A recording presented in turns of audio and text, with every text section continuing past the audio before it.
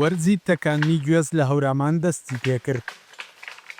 هەورامان بەهۆی هەڵکەوتەی جوگرافیاکەیەوە لەبارترین ناوچەیە بۆ بەرهەمهێنانی گوێز.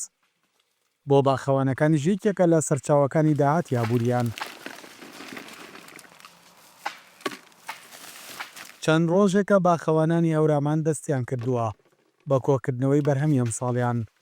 زانیاروەرێکێکە لە باخەوانەکانی تێوەڵا دڵخۆشە بە بەرهەمی ئەمساڵی گوێز.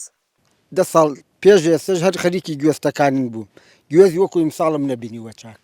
زۆر چاکە بەرهەمەکەی لەخوا بەزیا بێ لە بڵێن لە زۆری گوێزەکەش و لە چاکی گوێزەکەش.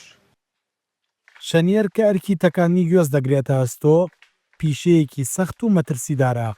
خەوان باخەکان دەڵێن ئێستا کەمترین کەس توانای ئەم کارە هەیە. وەڵا شەنیێرەکە هەموو کەسێ ناتانێ بیکە. ئێمە حەل لە مناڵیە لە ئیدە تەمەنی گەنجیەوە هەر خۆشمان گوێزم ئەوەمان نەبووە.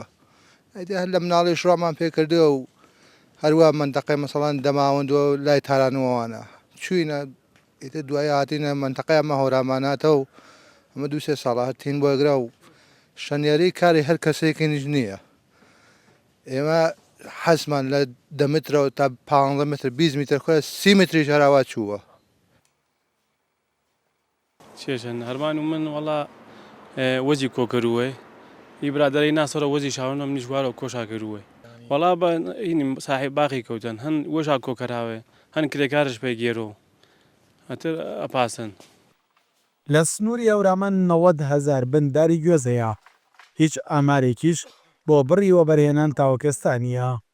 ئەم گوێزەی لە منتخەیەمە هەیە توانای پڕکردنەوەی بازاری نییە لەبەر ئەوەی بەرهەمی کەمە بەرهەمی دارێک کەمە یعنی لە ڕوبەری دۆنمە بەرهەمان زۆر کەمە چونکە ئەم دارانە سروشتی چێنراون ئەم دارانە لە ڕێی تۆ نێژراون ینی سنفێکی مەحدودمان نییە سنفێکی دیاریکراو نییە لە ڕێی موتوربەکردنەوە ئەم سنفە زیاو کرابێ و بەرهەمێکی زۆری هەبێ و ساڵانە بخرێتە بڵێنس ئەو بەرهەمەمان باتێ.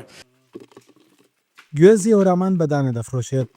نرخی ئەم ساڵ بۆ 1000 گوێز لە 50,000 تا 100,000 گوێز دەست پێ دەکات. سەرباری گۆڕانکاریەکانی کەشوهەوا و بڵاوبوونەوەی نەخۆشی شێرپەنجە لە ناو دارگوێزەکانی هەورامان بەڵام بەرهەمی ئەمساڵ بە ڕێژەیەکە کە ئایەکی بەدڵی باغدارانە کردوێتەوە. دەتوانن بڵێن ئەمساڵ لە ڕووی ئابووریەوە قەرەبووی 2 ساڵی ڕابردوو دەکەنەوە. سەڵات جەمیل، کورسات نیوز، شارەدەی تێوەڵا.